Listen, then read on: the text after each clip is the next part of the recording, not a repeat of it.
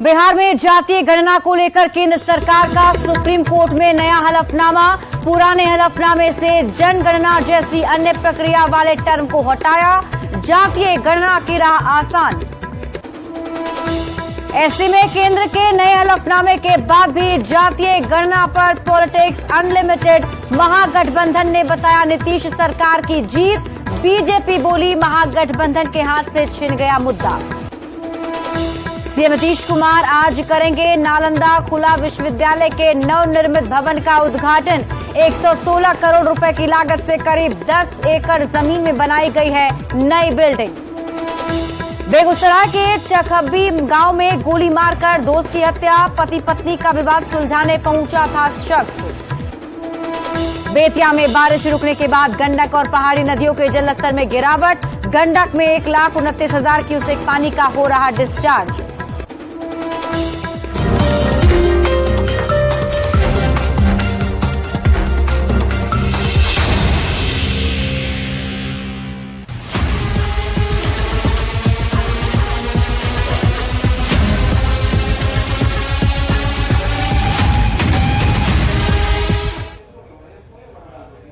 नमस्कार, सुबह के 10 बजने वाले हैं। वक्त है अपना बिहार का। आपके साथ मैं हूं शिप्रा झा।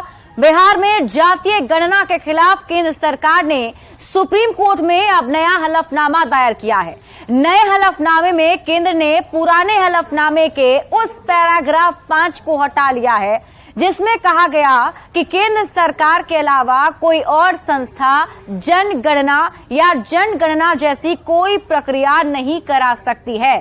हालांकि इस नए हलफनामे में भी केंद्र सरकार का कहना है कि सेंसस एक्ट 1948 के तहत भी केंद्र सरकार को जनगणना का पूरा अधिकार है, लेकिन इस नए हलफनामे में जनगणना जैसी किसी अन्य प्रक्रिया शब्द को हटा दिया गया है। नया हलफनामा इसलिए भी गौर करने के लायक है क्योंकि बिहार सरकार का इस पूरे मामले में यही स्टैंड है कि वो जनगणना नहीं करा रही, बल्कि वो सिर्फ जाति आधारित गणना यानी कि कास्ट सर्वे करा रही है। केंद्र सरकार के नए हलफनामे के बाद जातीय गणना पर विवाद खत्म हो जाना चाहिए, लेकिन ऐसा हुआ नहीं। इस पर पक्ष और विपक्ष में पलटवार जारी है, यानी इस पर अनलिमिटेड सियासत जारी है। तो जातीय गणना को लेकर एक बार फिर से बिहार में सियासत शुरू हो गई है। आपको बता दें कि सुप्रीम कोर्ट में केंद्र सरकार की तरफ से एक नया हलफनामा दाखिल किया गया जिसमें जनगणना पर केंद्र सरकार का अधिकार है, ये बात जरूर कही गई, लेकिन उस पैराग्राफ को उससे हटा दिया गया है जिसमें कहा गया था कि कोई अन्य संस्था जो है वो जातीय गणना नहीं करा सकती। तो केंद्र सरकार ने सुप्रीम कोर्ट में नया हलफनामा दाखिल कर जातीय गणना पर पेंच को खत्म कर दिया है, लेकिन बिहार में इस पर सियासत खत्म नहीं हो रही। बिहार में पक्ष और विपक्ष एक दूसरे पर हमलावर है। सबसे दुखद पक्ष यह है कि भारत सरकार ने वही कहा है जो लोकहित याचिकाओं में अलग अलग लोगों द्वारा बातें कही जाती थी कि ये संविधान के संघ की सूची में है, मतलब भारत सरकार के जो अधिकार क्षेत्र में है उसके 69 पे 69वें नंबर पर एंट्री है। गलती से पारा जुड़ जाना, भाजपा का यह जवाब इस देश के सॉलिसिटर जनरल का सीधा अपमान है। क्या इस देश का सॉलिसिटर जनरल इतना अयोग्य है कि वो सुप्रीम कोर्ट में जो हलफनामा देगा उसमें गलती से पारा जोड़ देगा, जबकि इतना वक्त मिला था जवाब देने के लिए, हलफनामा दाखिल करने के लिए? जल्दबाजी में तो हुआ नहीं है। मतलब साफ है कि भाजपा ने अपने राजनीतिक नफा नुकसान के हिसाब से सुप्रीम कोर्ट में जवाब दाखिल किया। जब नफा नुकसान की खबर पहुंची तो उस जवाब को बदलने का प्रयास किया। कल तो पूरी तरह से बीजेपी एक्सपोज हो गई। जिस तरह केंद्र सरकार ने पहले माननीय सर्वोच्च न्यायालय में हलफनामा दायर किया कि जातीय जनगणना का विरोध किया, इसके बाद उन्होंने देर शाम वापस ले लिया। ये तो हम लोग पहले से ही कह रहे थे कि बीजेपी जातीय जनगणना का विरोधी है। जाति आधारित गणना का सर्वे कार्य बिहार में हो रहा है, ये तो पहले से था, लेकिन इसके बाद भी बीजेपी हर तरह से अड़ंगा लगाना चाहती थी, लेकिन आखिरकार जीत नीतीश तेजस्वी सरकार की हुई। शुरू से अंत तक बीजेपी कास्ट सर्वे के साथ खड़ी रही है, चाहे वो विधानसभा से प्रस्ताव पारित कराने की बात हो, चाहे कैबिनेट से प्रस्ताव पारित कराने की बात हो। हमारे 74 एमएलए, जदयू के 43 एमएलए, हमने प्रस्ताव कैबिनेट और विधानसभा से पारित करवाया। जातीय गणना पर केंद्र सरकार के संशोधित हलफनामे पर बीजेपी सांसद सुशील मोदी ने कहा है कि एफिडेविट बीती रात 8:30 बजे ही फाइल हो चुका है। अब इस पर कोई टकराहट ही नहीं है। केंद्र सरकार ने भी वही पक्ष लिया जो भारतीय जनता पार्टी का पक्ष था। उन्होंने कहा कि केंद्र सरकार के हलफनामे से सत्ता पक्ष का मुद्दा छिन गया है, इसलिए उनकी परेशानी बढ़ गई है। देखिए, उनको ये पता ही नहीं है कि संशोधित एफिडेविट फाइल हो चुका है। ये चाहते थे कि भारतीय जनता पार्टी और केंद्र सरकार जातीय सर्वे का विरोध करे। इनकी हवा निकल गई, क्योंकि केंद्र सरकार ने स्पष्ट कर दिया है कि सेंसस एक्ट के तहत जनगणना कराने का अधिकार केंद्र सरकार का, लेकिन बिहार सरकार ने तो स्पष्ट कर दिया। और पटना हाईकोर्ट ने भी अपने आदेश में कहा कि बिहार सरकार जनगणना नहीं करा रही है, बिहार सरकार जातीय सर्वे करा रही है, आंकड़े इकट्ठा कर रही है। तो कोई अगर राज्य सरकार आंकड़े इकट्ठा करना चाहती है, अगर सर्वे करना चाहती है, तो वह स्वतंत्र है, केवल वो जनगणना नहीं करा सकती है। तो इसलिए कोई विरोधाभास नहीं है। लालू यादव और तेजस्वी जी को तो क्या जाति गणना की राह आसान हो गई है? देखिए, नए हलफनामे में पुराने हलफनामे के पैरा 5 को हटा दिया गया है। पुराने हलफनामे में अन्य प्रक्रिया टर्म का जिक्र किया गया था, जिसे हटाया गया है। नए हलफनामे में अन्य प्रक्रिया टर्म को हटा दिया गया है, यानी कि नए हलफनामे में जनगणना शब्द का ही जिक्र है। जनगणना को केंद्र सरकार का अधिकार बताया गया है और सेंसस एक्ट 1948 के मुताबिक जनगणना पर केंद्र सरकार का अधिकार है। नए हलफनामे के मुताबिक जनगणना जैसी अन्य प्रक्रिया पर केंद्र का अधिकार नहीं। बिहार सरकार जातीय गणना या फिर कास्ट सर्वे करा रही है। आपको बता दें कि हलफनामे के मुताबिक इस पर केंद्र को आपत्ति नहीं है। बिहार सरकार का स्टैंड है कि वो जनगणना नहीं करा रही, बल्कि बिहार में जाति आधारित गणना या फिर आप इसे कास्ट सर्वे कह सकते हैं, कास्ट सर्वे करा रही है। यानी केंद्र सरकार को बिहार की जातीय गणना से कोई आपत्ति नहीं है, लेकिन जातीय गणना को लेकर महागठबंधन का केंद्र की बीजेपी सरकार पर हमला जारी है। वो आरोप लगा रहे हैं कि बीजेपी हमेशा से जातीय गणना के विरोध में रही है, यानी जातीय गणना पर बिहार में अनलिमिटेड सियासत लगातार जारी है और अभी भी वार पलटवार किए जा रहे हैं। अब जनगणना पर केंद्र का क्या अधिकार है, उसे आप समझिए। जनगणना एक संवैधानिक प्रक्रिया है। ये जनगणना अधिनियम 1948 के तहत कराई जाती है। संविधान के 7वीं अनुसूची में संघ सूची के तहत शामिल है और जनगणना कराने का अधिकार सिर्फ और सिर्फ केंद्र सरकार के पास ही है। जातीय गणना पर बिहार सरकार का क्या अधिकार है, आप वो समझिए। तो कानून के जानकारों के अनुसार राज्य सरकार राज्य में किसी तरह का सर्वे करा सकती है। सर्वे या फिर आंकड़ा जुटाने के लिए कमेटी या आयोग बनाई जा सकती है। इसी अधिकार के तहत उत्तराखंड में यूसीसी के लिए एक कमेटी भी बनाई गई। बिहार सरकार भी सिर्फ जातीय गणना करा रही है। बिहार सरकार को जातीय गणना कराने का पूरा अधिकार है और इसी बात को लेकर बिहार सरकार ने कई बार अपना पक्ष भी रखा है।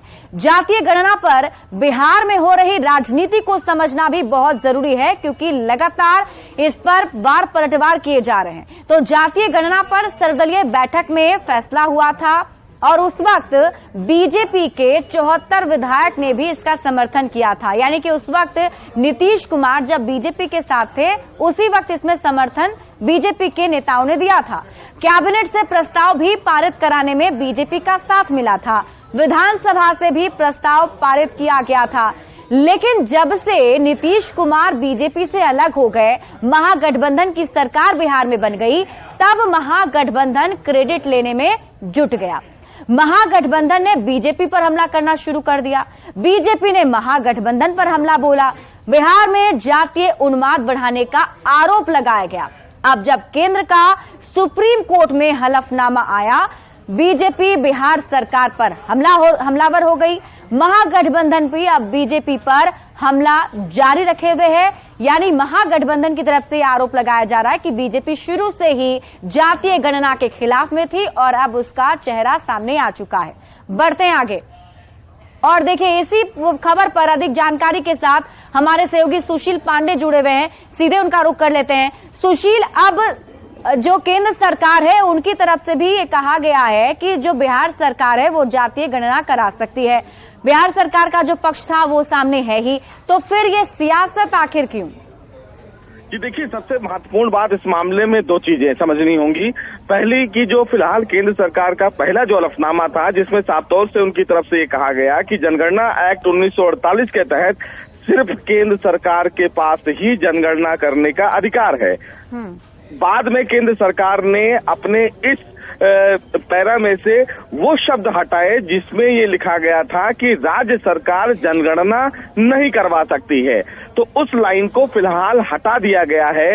इस पूरे मामले में अगर तकनीकी समझें तो बिहार सरकार की तरफ से फिलहाल जो वहां पर जातीय गणना की जा रही है वो फिलहाल जातीय गणना जाति के आधारित सर्वे के मुताबिक हो रही है। लेकिन केंद्र सरकार का स्टेक ये है कि जो जनगणना शब्द का इस्तेमाल किया जाता है वो केंद्र सरकार के दायरे में आता है और कोई भी राज्य बिना केंद्र सरकार के इजाजत के जनगणना जैसी प्रक्रिया आगे नहीं बढ़ा सकता है।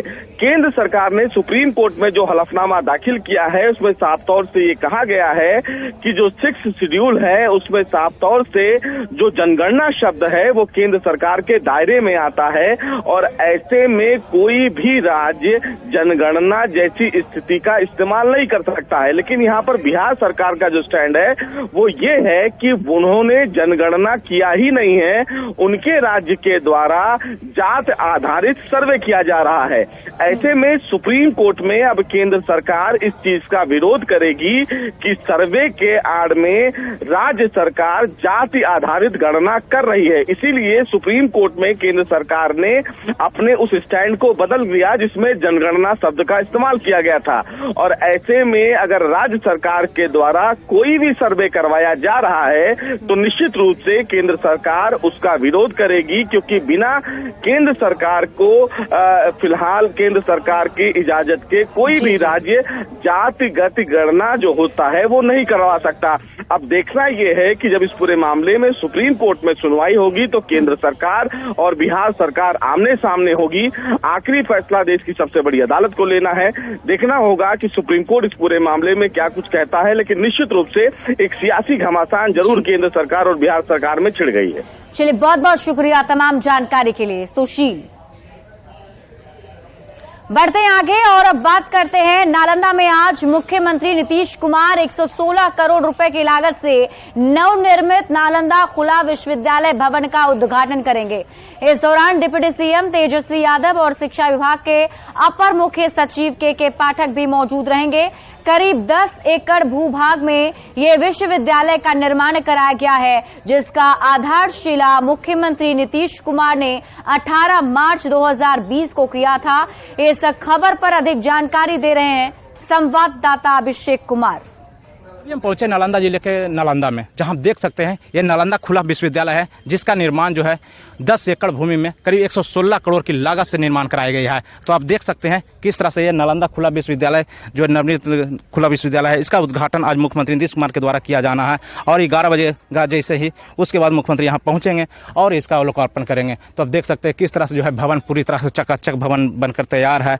और यहाँ पर जो बताया जाता है कि करीब जो 18 मार्च 2020 को जो है मुख्यमंत्री नीतीश कुमार कोरोना काल के पहले इसका शिलान्यास किए थे और अब जो है भवन बनकर पूरी तरह से तैयार है।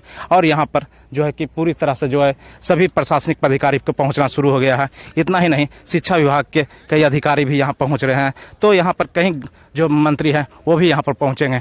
तो आप इधर देख सकते हैं किस तरह से जो है तैयारी जो है जोर शोर से की जा रही है और अंतिम चरण में है।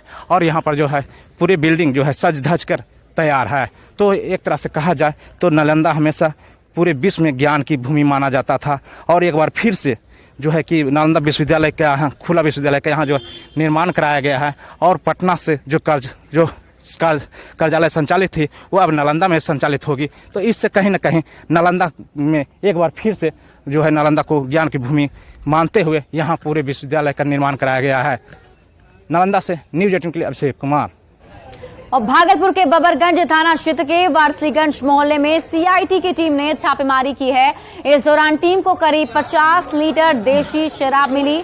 टीम ने शराब के धंधे में शामिल सावित्री देवी और उनकी बहू अर्चना देवी को गिरफ्तार कर लिया है और इस दौरान उनका बेटा घर से फरार हो गया। मामले के बारे में विस्तार से अधिक जानकारी दे रहे हैं न्यूज़ 18 संवाददाता आशीष रंजन। बिहार में शराबबंदी के बावजूद भी लगातार शराब मिलने का सिलसिला जारी है। आज भागलपुर के बबरगंज थाना क्षेत्र के वारसलीगंज में देख सकते हैं आप कि ये कई बोतल जो है देसी शराब की वो बरामद की गई है एक घर से, और 2 महिलाओं को जो है पुलिस ने हिरासत में लिया है और इन्हें हिरासत में लेकर जो है थाने ले जा रही है। लगातार जो है शराब मिलने का दौर जारी है। वहीं सीआईटी की ये बड़ी उपलब्धि है, लेकिन सवाल खड़े हो रहे हैं कि सीआईटी की टीम को ये मालूम हो जाता है कि यहाँ शराब है, लेकिन थाने को इसकी सूचना तक नहीं मिलती है। और डीजीपी बिहार का जो आदेश आया था कि जिस थाने में शराब मिलेगी वहाँ के अधिकारियों के खिलाफ कार्रवाई की जाएगी और ऐसे थानेदारों को जो है चिन्हित कर जो है उन पर कोर्ट की थानेदारी छीनी जाएगी। लेकिन लगातार ये दौर जारी है शराब मिलने का, लेकिन जो कार्रवाई है वो कहीं से भी नजर नहीं आ रही है, जिससे कहीं ना कहीं जो है शराब कारोबारियों का मन लगातार बढ़ता है और अक्सर जो है पुलिस पर ऐसे शराब कारोबारी हमला भी करते हैं। अब देखने वाली बात है कि इस मामले में क्या कार्रवाई की जाती है। आशीष रंजन, न्यूज़ 18 भागलपुर। और रुक करते हैं अगली खबर की। मुंगेर के सदर अस्पताल में 100 बेड का प्री फैब्रिकेटेड अस्पताल बनने वाला है और इस तैयारी का जायजा स्थानीय सांसद और जेडीयू के राष्ट्रीय अध्यक्ष राजीव रंजन सिंह और ललन सिंह ने लिया। मुख्यमंत्री नीतीश कुमार सितंबर में मेडिकल कॉलेज का शिलान्यास करेंगे। इस अस्पताल से मरीजों के सामने बेड की समस्या नहीं होगी और बेहतर स्वास्थ्य सुविधा का लाभ भी लोगों को मिल पाएगा। एक ही छत के नीचे मरीजों को हर प्रकार की सुविधा मिल सकेगी। पूर्णतः वातानुकूलित इस अस्पताल में मरीजों को जांच की सुविधा निःशुल्क मिल सकेगी। में स्वास्थ्य क्षेत्र में बहुत काम हुआ है और उसी को जो निर्माणाधीन है वेलनेस सेंटर, उसको हम लोग देख रहे हैं। अब जो अस्पताल जो बन रहा है, अभी बरियारपुर में हम लोगों ने देखा, अभी जो अस्पताल बन रहा है अभी एक छत के नीचे सब कुछ पूरा हर चीज़ वहीं उपलब्ध है। एक छत के नीचे सब कुछ, जांच से लेके ईसीजी से लेके सीटी स्कैन से लेके हर चीज़ वहाँ उपलब्ध है। बेड का भी सुविधा वहीं है, फार्मेसी का भी वहीं काउंटर है, हर सुविधा उपलब्ध है। और अगली खबर आपको सीतामढ़ी से बता दें। सीतामढ़ी से एक दिलचस्प मामला सामने आया है। यहाँ एक देश से दूसरे देश जाने के लिए नाव का सहारा लेना पड़ता है। जी हाँ, नेपाल से भारत लोग नाव पर चढ़कर आते हैं। सीतामढ़ी के मेजरगंज के बसबिट्टा के पास नो मैंस लैंड को लोग नाव से ही पार करते हैं। लोगों ने सरकार से पुल बनाने की मांग की है। लोगों से बातचीत की सीतामढ़ी संवाददाता ने। अगर आपको एक मुल्क से दूसरे मुल्क जाना है तो आप क्या कीजिएगा? किस चीज का साधन इस्तेमाल कीजिएगा? हवाई जहाज के जरिए जाइएगा या कार से जाइएगा या जहाज से जाइएगा या फिर किसी दूसरे साधन का इस्तेमाल कीजिएगा। लेकिन हम आपको एक ऐसी तस्वीर दिखाने की कोशिश कर रहे हैं जिसको देखकर आप हैरान हो जाइएगा कि क्या एक मुल्क से दूसरे मुल्क जाने के लिए नाव का सहारा लिया जा सकता है। जी हाँ, आप तस्वीर देख सकते हैं। सीतामढ़ी के मेजरगंज प्रखंड की यह तस्वीर है और मेजरगंज प्रखंड जो है भारत नेपाल सीमा पर बसता है और यहाँ से थोड़ी दूर आगे नो मैंस लैंड है और नो मैंस लैंड के बाद नेपाल है और नेपाल से प्रत्येक दिन सैकड़ों की तादाद में यहाँ लोग आते हैं और बाजार करते हैं यहाँ मेजरगंज के बसबिट्टा में। और आप तस्वीर देख सकते हैं, नाव के जरिए भारत से नेपाल जाने के लिए लोगों को नाव का सहारा लेना पड़ता है और नेपाल से अगर किसी को भारत आना हो तो यहाँ लोगों को फिर से नाव का सहारा लेना पड़ता है। करते हैं तो बताइए क्या क्या करना है, कितना लोग आता जाता है रोज? 50 लोग। 50 लोग एक बेर में चढ़ता है। एक बेर में 50 लोग। दिन भर में लाखों लोग आता है। हजारों लोग आता होगा। हाँ हाँ, बहुत परेशानी है। बहुत परेशानी है। दिक्कत होता है आने जाने में? क्या दिक्कत होता है बताइए। आने जाने में बहुत दिक्कत होता है। अच्छा, कहाँ से कहाँ जा रही हैं आप? नेपाल से बसबिटा आने में बहुत दिक्कत होता है। निश्चित तौर पर यह आश्चर्यजनक है, लेकिन बिल्कुल सत्य है। राकेश रंजन, न्यूज 18, सीतामढ़ी। औरंगाबाद के भरकुर पहाड़ में बायोडायवर्सिटी पार्क का निर्माण कराया जा रहा है। इको टूरिज्म की योजना के तहत 4.5 करोड़ की लागत से वन विभाग की ओर से इसे तैयार किया जा रहा है और इस जैव विविधता पार्क में butterfly zone, children park, tourist centre, तालाब का निर्माण किया जा रहा है। यहां पर आने वालों के लिए बोटिंग की व्यवस्था भी रहेगी। जायजा लिया संवाददाता संजय कुमार सिन्हा ने। औरंगाबाद को विकास के क्षेत्र में जल्द ही एक नया आयाम मिलने वाला है। आप मेरे पीछे तस्वीरों में देख सकते हैं, यह जो पहाड़ है यह भरकुर पहाड़ कहलाता है। इस भरकुर पहाड़ को वन विभाग ने बायोडायवर्सिटी पार्क के तौर पर डेवलप करने का फैसला लिया है। न सिर्फ फैसला लिया है बल्कि इस पर काम करना शुरू भी कर दिया गया है। प्रथम फेज में जो ये जो लागत आने वाली है इस बायोडायवर्सिटी पार्क जैव विविधता पार्क को बनाने में 4.5 करोड़ की लागत आने वाली है। और फिलहाल इस बुलेटिन में अभी के लिए बस इतना ही। आप देखते रहिए न्यूज 18 बिहार झारखंड।